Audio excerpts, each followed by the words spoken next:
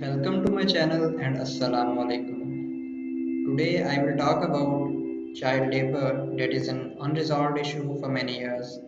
But now most of the world is taking it very seriously, either due to seriousness of subject or from the fear to get caught in the issue that can reduce the market reputation. But there are miles to pass.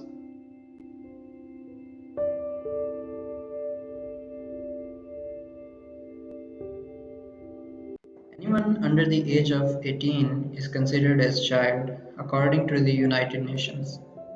While defining child labor is work that children should not be doing because they are too young, or if they are old enough to work, then it is very dangerous or maybe not suitable for them to do that work.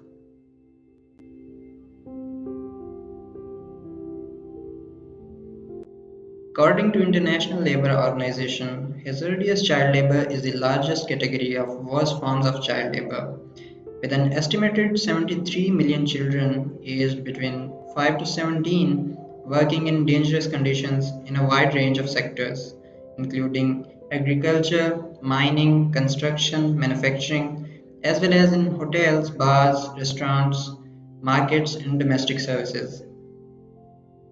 Africa is among the top of the list, while Arab states have least number due to rich locals and strict rules.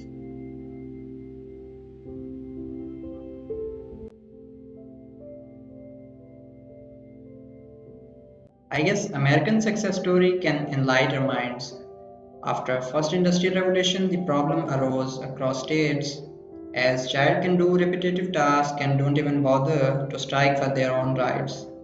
Initially, some movement started against it. After 75 years of struggle, government got attention, and in 1904, National Child Labor Committee was formed, and journey toward national law was initiated. I think we must thank to digital and social media that issues came on record much early than before. After years of efforts, three simultaneous laws came, in which US government came with boycott of products of such manufacturer who employ children to get work done. But rejected, I think consideration of benefits for capitalists must be an indirect reason for rejection.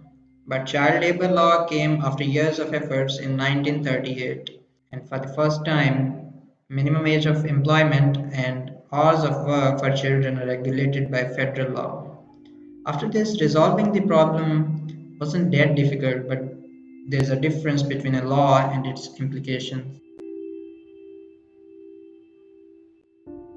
As we all know, 12th of June of every year is World Child Labor Day. So this year, the World Day for Child Labor will be conducted as a virtual campaign and is being organized jointly with the Global March Against Child Labor and International Partnership for Cooperation on Child Labor in Agriculture IPCCLA. A joint paper of ILO UNICEF on the impact of coronavirus COVID-19 on child labor released on 12th of June will look at some of the main channels through which the pandemic is likely to affect the progress toward the eradication of child labor.